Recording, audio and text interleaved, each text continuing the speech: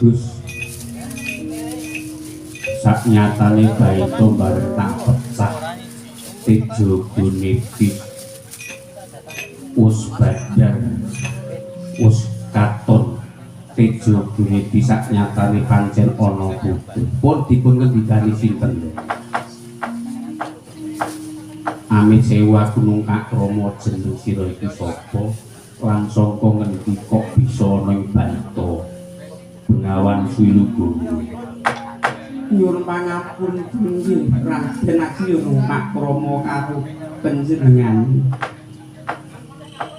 ditekungake saknyatane aku ki putra Wirata aku Dewi Gurdur Gandini putrane Kanjeng Rama Durganda Pati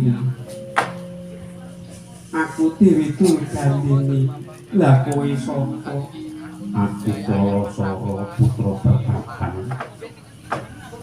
iri sarangan putrane Rama Bengawan Sakti walah mulane ditutupi Kakang Semar lan para abdi punakawan kok bisa dadi nang kono ana palwa tejane guniti iku mula bukane kepiye Yayi rikala semono aku ana kraton Wirata diboyong karo peksi Gagak Seta diutus karo Rama Penemban Bengawan Sakti usana ana ing wana aku kabuncang adoh tumibu ana ing tengahing samudra ya Bengawan Swilugowo aku ora ngerti ing kono ngerti-ngerti aku dimangsa karo Minalodhan banjur aku ketemu karo Bapak Kyai Panjala karo Nyai Panjala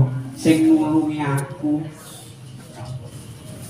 mergo aku nang njero cupu ngendikane Bapak Kyai Panjala banjur cupu dipecah satemen aku bisa uwar saka cupu nanging gandeng aku ki rada kesuwen kadaluwarsa anggone manjing ana wetenging Mina saiki gandhaku amis mula aku bakal nganggo jeneng Rara Amis mengkono diajeng pun ketemu judul sampean iki alon-alon mawon alon-alon mawon doro kula iki ro aku rindu sak wetawis nunang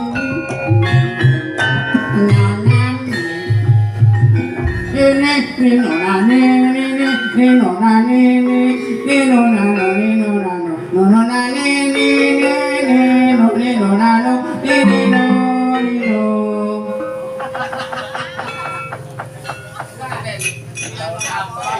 kok ya ora laras to lah begitu ya, Gong. Arang gendere ya nglerok-nglerokke kok. Wong kudu niki wis lendro kok isih nang pelok wae nanti dadak aku tangane ngene iki. Gedang ora tanggap. Kudu ora ngono.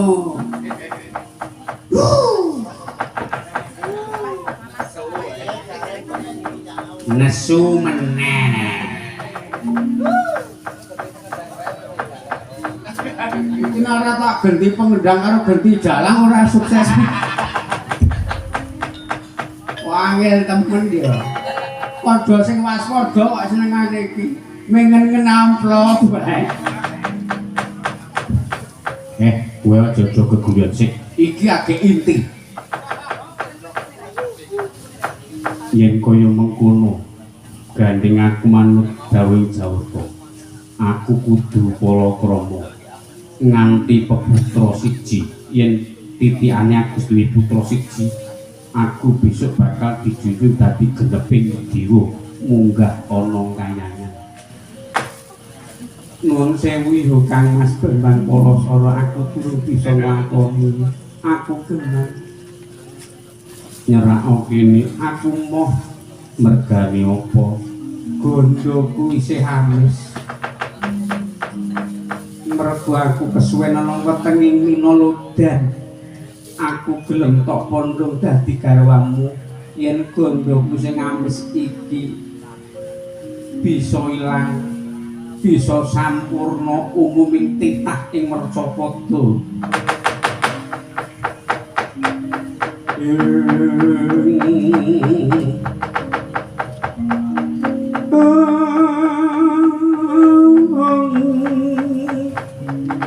Tandang tikel kadelar mikata sang pinarwasa kumregut magut mangajabe nyuda mangajabe nyuda kapisanan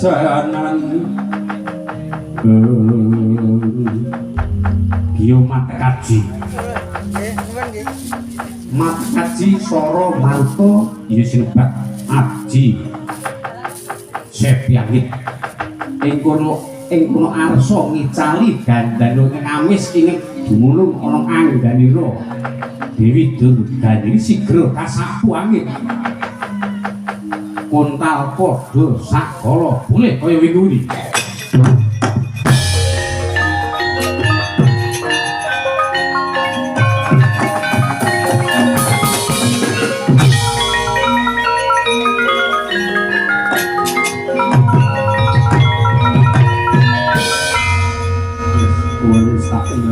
Gondomu sing amis manungkaya diajeng Durgani tak pondhong aku turun bisa lho sebabe apa janjimu yen aku bisa ngilangi amismu gondomu kudune kowe mon tak gelem tak pondhong ora aku durung iso wong palakrama kuwi kudu tanggung jawab gedhe wong palakrama wong bebojan ku bakal keputra yen aku durung duwe negara aku urung arep palakrama Kamas Palasara piye Kakang Semar pun sak saged-sagede panjenengan damelke negara ngaten mawon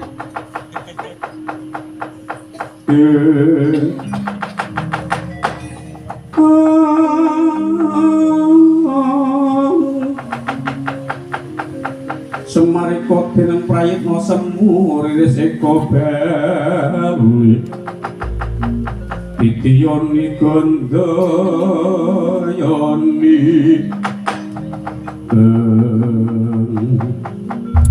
pocapo acarita ing kono Bambang Palasara Yudawan Palasara wus muja semedi arsa mujaga negari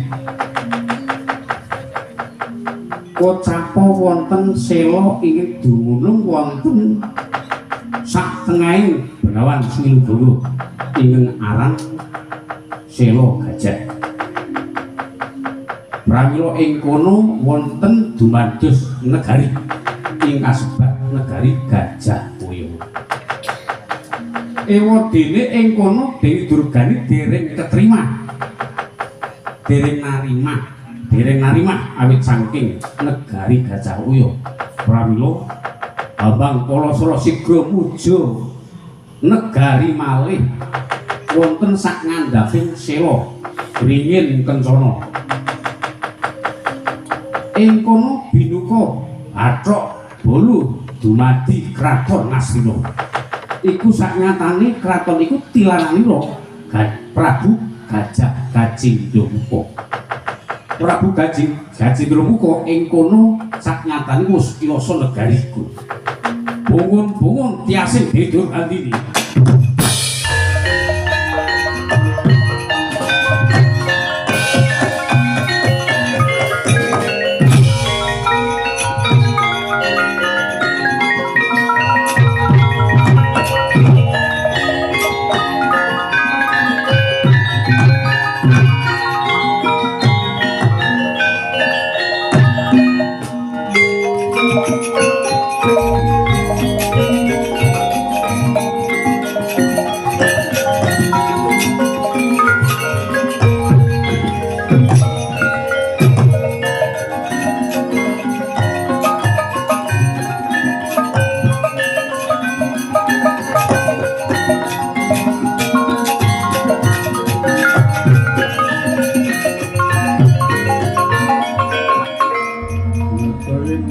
Pandita kang wis limpat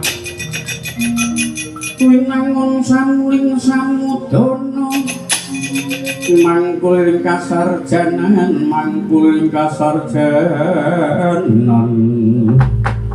inun ngening jroning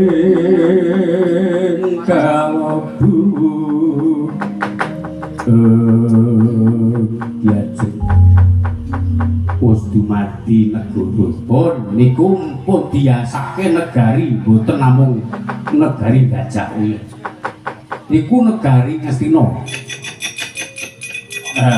lebet kuget sak punika estunipun negari Ngastina menika negari ingkang paling sepah piyambak paling sepuh awit niku tilarangipun Prabu Gajendra Nakala kang nyusun kalian Dewi Regu putra ing kraton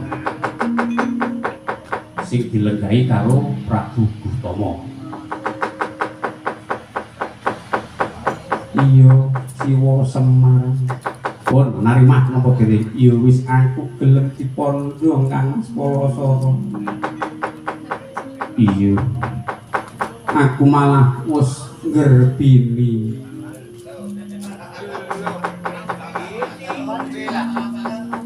wah wis iki momongan iki alah aku jane arek ngetengi suwi ka mau malah wis rawor aku malah numpak prau yo kepiye ya kemau wis tak tulungi santai wae sumi wis tak tulungi wis aku arep nulungi sumi mangkel sing kaya grek mau ngomong aku wis awake guru kaya triplek Sri ora anu kok seneng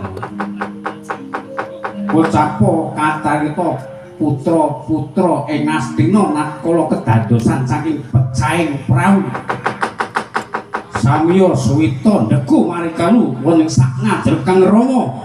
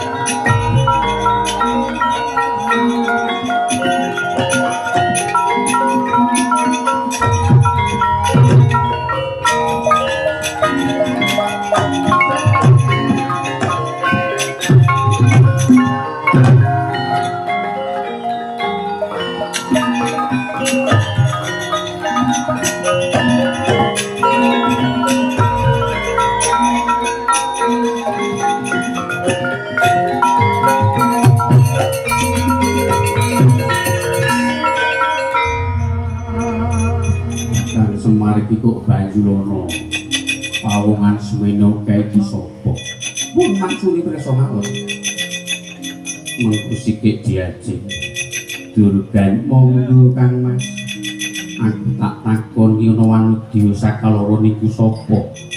Lan liya-liyane iki sapa?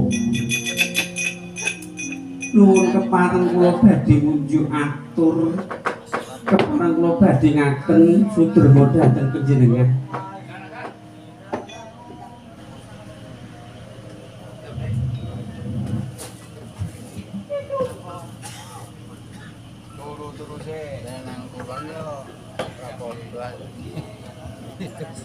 Setengah jam sih ini